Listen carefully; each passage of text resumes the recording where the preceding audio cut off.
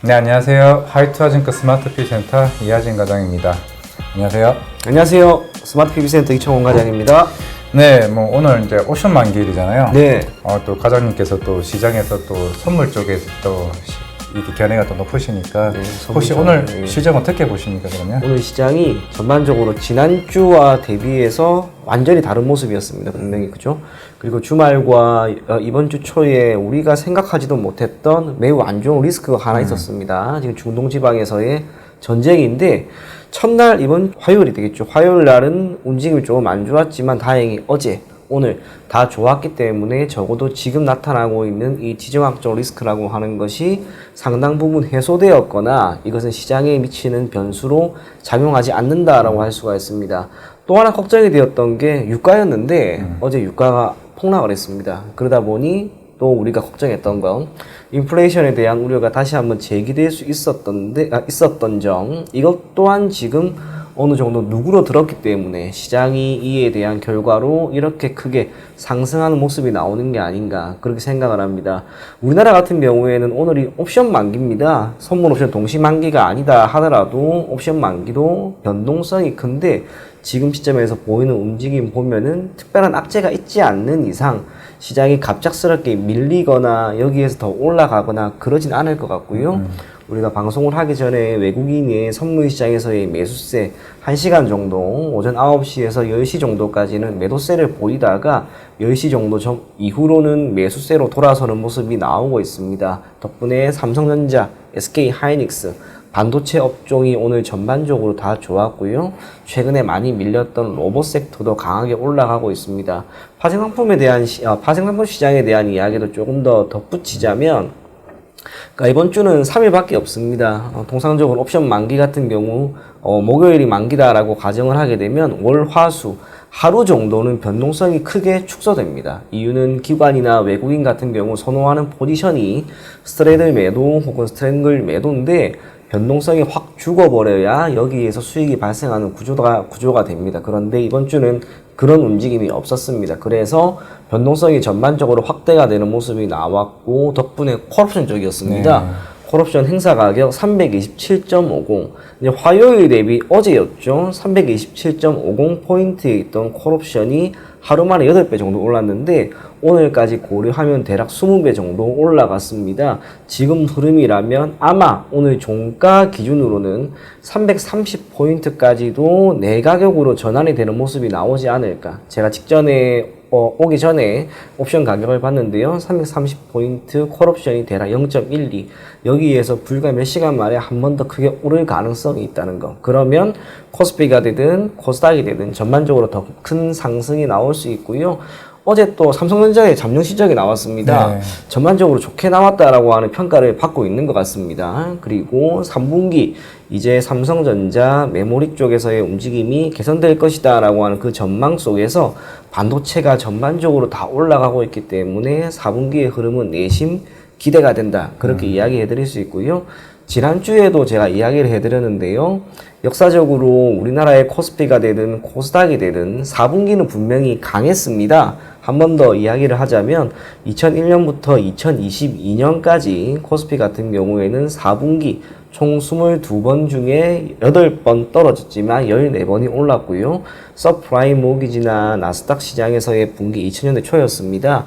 그 모든 것을 감안한다 하더라도 3% 이상 상승하는 모습이 나왔습니다. 그래서 4분기 우리나라 같은 경우에서 영향력이 큰 반도체 쪽 분명히 괜찮아질 것 같고요. 그와 함께 4분기가 전반적으로 좋았다는 점 토대로 지금부터 시장은 조금은 긍정적으로 봐도 괜찮지 않을까 그리 생각이 됩니다. 그러면 이제 사실 그동안 어제는 이제 LG 에너지솔루션이 이제 잠정 실적 발표가 나왔고 LG전자, 삼성전자 덩달아 네. 생각보다 3분기 실적이 네. 좀 괜찮게 나오고 네. 있죠. 그리고 오늘 저녁에는 옵션 만기 지난 흐름. 네. 오늘 밤에는 어떻게 보면 미국의 소비자 물가지수 네. 발표가 될 것으로 보이고 있습니다. 네. 그에 따라 영향에 따라서 물론 이제 오늘따라 수급이 바뀌고 이제 내일 새롭게 네. 옵션 만기 끝난 이후에 외국인의 수급의 흐름이 네. 전망을 어떻게 보고 계시나요 혹시? 이게 딱 지난달 9월 선물 옵션 동시 만기와 어쨌거나 옵션 만기 다음 날도 똑같은 거니까 이걸 제가 비교해서 한번 설명해 드리자면 지난달 9월 같은 경우에는 옵션 만기까지 선물 옵션 동시 만기까지의 흐름이 좋았다가 끝이 나자마자 시장이 축 밀렸습니다. 당시에도 이렇게 저렇게 시장이 오르긴 올랐는데 무언가 오를 만한 변수가 크게 없었는데라는 생각을 많은 분들이 하셨을 겁니다. 그래서 시장이 밀렸던 것 같고요. 그런데 지금은 조금 다르죠. 옵션 만기가 있는 이번 주에 시장에 긍정적인 영향을 미칠 만한 변수들, 적어도 악재로 작용할 만한 것들이 크게 소멸이 되었고요. 반도체 쪽 삼성전자나 방금 말씀하신 기업들의 실적이 좋았다는 것. 그러면 옵션 만기가 끝이 난 이후로 시장에 큰 영향을 미칠 만한 악재가 없지 않을까 그렇게 생각을 합니다. 마지막으로 미국의 CPI 같은 경우에도 전반적으로 CPI 지수에 대한 영향력이 좀 떨어지는 것 같은 느낌을 제가 조금 받고 있거든요. 네. 예전에는 처음에는 발표될 때만 하더라도 0.1%포인트 정도의 차이만 나더라도 그렇죠. 시장이 말 그대로 급락을 하는 그런 모습이 나왔는데 이제 이게 여러 번에 걸쳐서 시장 전망치에 크게 벗어나지 않는 수준이 나오다 보니까 시장에 미치는 영향력이 매우 크긴 크나 점진적으로 줄어드는 모습은 분명히 나오고 있고요. 이제 우리가 그런 생각도 해야 됩니다. 국제 유가가 안정이 되면은 물가라고 하는 것은 분명 안정이 될 가능성이 분명히 있습니다. 뿐만 아니라 최근에 발표된 미국의 고용 지표 제 기억에는 매우 좋게 나왔거든요. 물가라고 하는 변수가 가장 중요하긴 중요합니다만 이 생산 활동을 차지하는 고용과 또 실업률 이러한 지표들도 나아지고 있는 모습이 나온다라고 하는 점에서 물가는 결국 시간을 두고 안정만 된다면 시장 또한 어느 정도 안정되는 모습이 나오지 않을까 그리 생각을 합니다. 옵션 만기가 끝이 난다 하더라도 지난달 같은 충격은 저는 없을 것이라고 생각이 되기 때문에 여러분들이 시장은 조금 긍정적으로 보자 그런 이야기 전해드리도록 하겠습니다. 네, 그러면 이제 결국에는 이제 시장에 대한 매크로적인 이슈보다는 어떻게 보면은 이제 실적 시즌이 본격적으로 들어오기 때문에 그거에는 이제 우리도 그런 어떤 섹터에서 종목을 좀 골라봐야 되지 네. 않을까 생각을 하고 있는데 혹시 과장님께서는 좀 눈여겨보고 있는 뭐 섹터가 따로 있을까요? 반도체가 역시나 좋을 것 같은데요. 네. 저는 사실 좀 단순하게 접근을 하려고 합니다. 시장이 좋을 것 같습니다. 그러면 시장에 참여하는 참여자가 늘어날 가능성이 분명히 있을 거고요.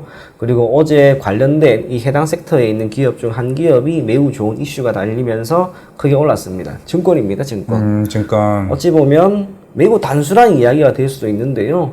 증권주라고 하는 것은 시장이 오른다고 해서 주가가 올라간다? 단순하게 그렇게 접근할 수는 없습니다. 거래량? 이것도 지난번에 한번 이야기했죠. 이 거래량과 거래 대금. 결국에는 증권주 같은 경우에는 리테일 쪽에서의 성과라고 하는 부분이 주가에 큰 영향을 미치고 2011년부터 본다 하더라도 뭐 몇몇 증권들, 뭐 키움증권 제외한 삼성증권이나 또 NH 같은 경우 그 시가총액 상위 100개 종목 중에서요. 주가는 분명히 코스피는 2011년 대비 크게 올랐지만은 사실상 증권주는 거의 다 반토막 났습니다. 유일하게 오른 게 키움증권. 이유는 방금 이야기한 것처럼 리테일 부분에서의 성과가 있었기 때문이 아닌가 그렇게 생각을 합니다. 시장이 좋아지게 되면은 결국 증권주에 대한 선호도는 늘어날 수가 있을 것이고 개인 투자자가 되는 다른 기타 투자자들이 시장의 참여도가 늘어날 겁니다. 응당 수수료 수익이 늘어날 수 있다는 점. 그 점 토대로 증권주를 눈여겨보되 그 중에서도 조금은 옥석 가리기를 할 필요가 있는데요. 최근에 FN 가이드에 따르면 키움증권입니다. 키움증권 같은 경우는 별도 기준으로 단기 순이익에 대한 컨센서스가 전년 대비 약 29% 정도 증가할 것으로 보여지고요. 어제 나왔던 이슈가 있었지요. 그 단기 순이익의 30%를 주주에게 환원하겠다라고 하는 정책. 이 주주 환원 정책이라고 하는 게 사실 우리나라는 상대적으로 미국에 비해서 많이 미흡합니다. 투자에 따른 배당이라고 하는 것도 분명히 리스크를 안는 것에 대한 보상인데 우리나라 같은 경우에는 아무래도 오너 일가가 시장에 그리고 기업에 대한 지배력이 높다는 점 토대로 배당에 대해서는 상당 부분 무시하거나 또는 영향력이 약하다고 할 수가 있습니다. 아마 앞으로 많은 기업들이 이렇게 배당을 더 올리면서 주가를 올릴 수 있는 한편으로는 이것은 기업 가치를 올릴 수 있는 한 가지 방안이 되는데 이렇게 조금씩 상승하는 모습이 나오지 않을까 그렇게 생각을 합니다. 섹터는 조금 전에 이야기한 것처럼 역시나 증권이고요. 조금 전에 이야기한 것처럼 키움증권이라고 하는 기업이 상대적으로 조금 더 좋은 성과가 나오고 있다는 점 착안해서 여러분들이 시장에 접근하면 좋지 않을까 그리 생각이 됩니다. 일단은 뭐 그 다음으로 이제 제가 다음 이제 산업 섹터를 일단 가지고 온 거는요. 일단 제약바이오입니다.